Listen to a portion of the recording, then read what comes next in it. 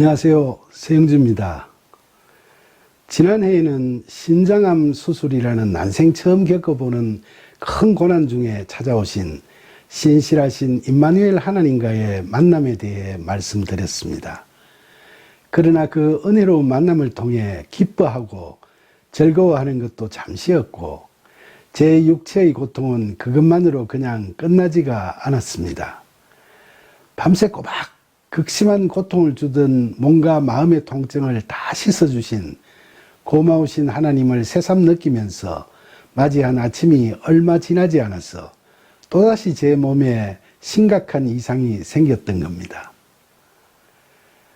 아침 식사를 마치고 나서 병상에 누워 있는데 갑자기 오른쪽 눈이 빠질 듯이 고통스러웠고 머리가 깨질 듯이 아파왔습니다.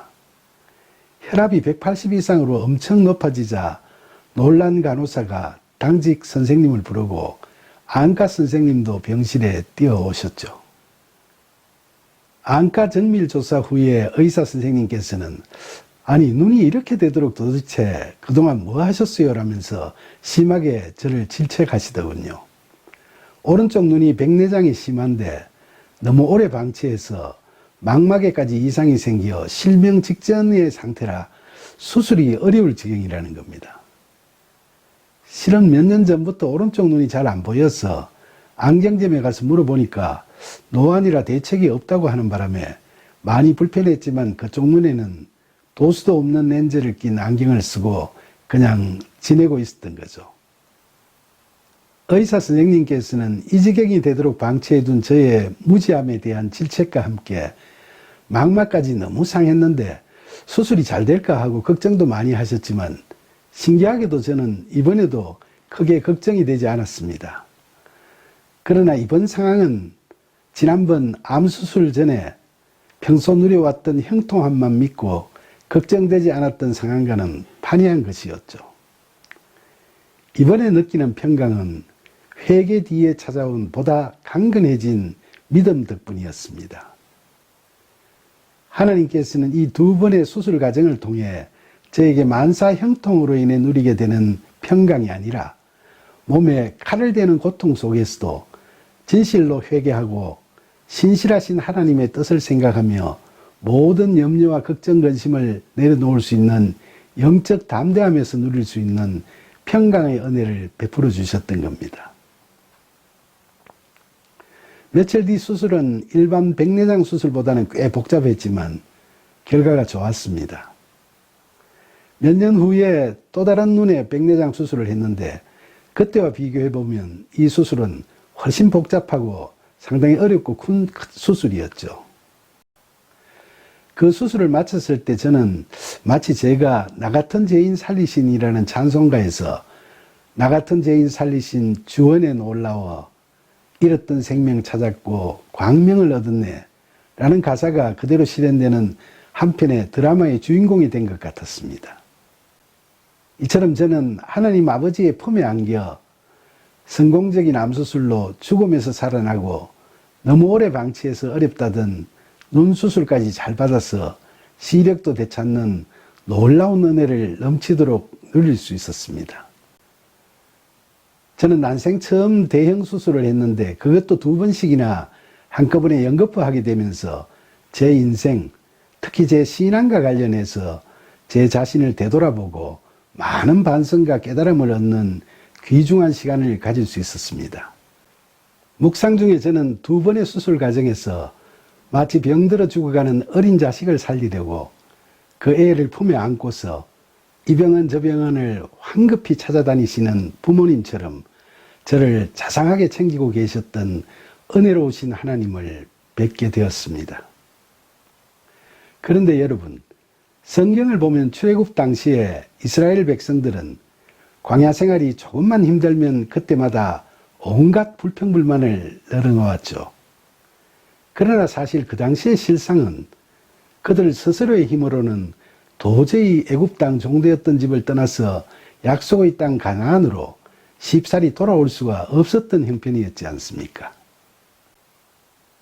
그런 그들을 이끌고 출애굽할 지도자로 모세를 지명하시고 이집트에 10가지 재앙을 내리셔서 완악했던 이집트 왕 바로를 굴복시키시고 이스라엘 백성들을 노예의 신분에서 풀어주도록 하신 분이 과연 누구셨죠? 마음 변한 바로의 군사들의 추격 앞에서 홍해를 가르시고 광야에서 낮에는 구름 기둥을 그리고 밤에는 불 기둥을 만들어 주시며 마라의 쓴물을 단물로 만드시고 하늘에서 만나와 메추라기를 내려주시며 반석에서 물이 나게 하시고 요단강 강물을 마르게 하시며 여리고성을 저절로 무너지게 하신 그 수많은 기적을 과연 누가 행하셨죠? 광야 생활 40년 여정에서 이스라엘 백성들이 자랑할 수 있을 정도로 스스로 한 일이 도대체 무엇이 있었습니까?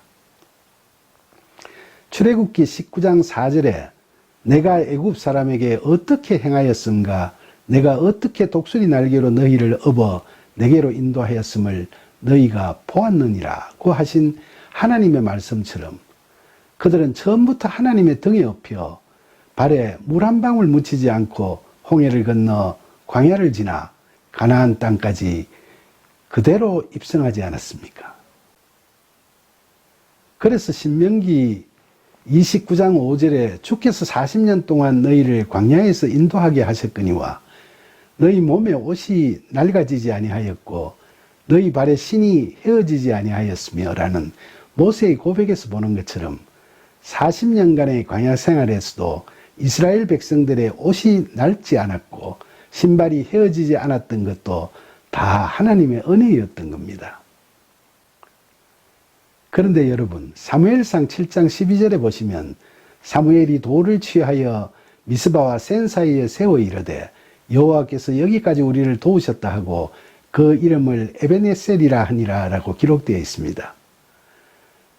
사무엘상의 이 부분을 보면 선지자 사무엘은 이스라엘 온 족속에게 이방신을 믿는 것에서 돌이켜 하나님만을 섬기면 반드시 블레셋을 물리칠 수 있을 것이라고 예언했습니다. 그러자 이스라엘 백성들은 그의 말에 순종하여 이방신들을 제거하고 하나님만을 섬기게 되었죠. 그런 그들을 보면서 사무엘은 블레셋을 두려워하던 이스라엘 백성들의 사기를 진작시키고 마침내는 하나님의 도우심을 받아 블레셋 사람들을 미스바에서 뱃갈 아래에 이르기까지 물리쳤죠. 그리고 나서 사무엘이 미스바와 센 사이에 돌을 세워서 여기까지 자기들을 도우신 하나님, 바로 에베네셀 하나님을 기념했던 겁니다. 그런데 우리들은 대체로 자신들이 그동안 살아오는 과정에서 숱한 고난의 강을 건너오면서 참 고생이 많았다고 스스로를 늘 위로하는 경향이 있습니다.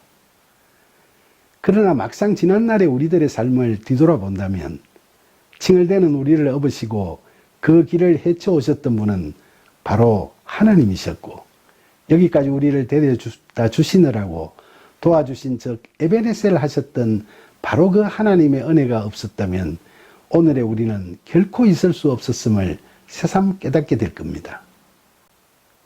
우리 인생의 과정에서 때로는 아무것도 보이지 않는 캄캄한 밤과 같이 앞일을 도무지 예상할 수 없는 상황이 되어도 길 잃어버릴 염려 없이 갈 수 있던 것은 시편 119편 105절에 주의 말씀은 내 발의 등이요 내 길의 빛이니이다 라는 말씀과 시편 27편 1절에 여호와는 나의 빛이요 나의 구원이시니 내가 누구를 두려워하리요 여호와는 내 생명의 능력이시니 내가 누구를 무서워하리요 라는 말씀처럼 하나님께서 우리의 갈 길을 다 가도록 환히 밝혀주시면서 항상 바른 길로 우리를 인도하여 주셨기 때문이 아니겠습니까? 그렇습니다. 이처럼 우리를 사랑하사 독생자까지도 내놓으신 신실하신 하나님께서 친히 찾아오셔서 우리와 함께 하시면서 우리의 갈 길을 여기까지 인도해 주셨는데 우리가 무엇을 두려워하고 무서워할 게 있겠습니까? 그토록 좋으신 우리 하나님의 사랑과 은혜를 우리가 어떻게 의심할 수 있겠습니까? 오늘도 우리를 여기까지 데려다 주신 에베네셀 하나님을 온 맘 다해 찬양하는 저와 여러분이 되기를 간절히 소망합니다. 감사합니다.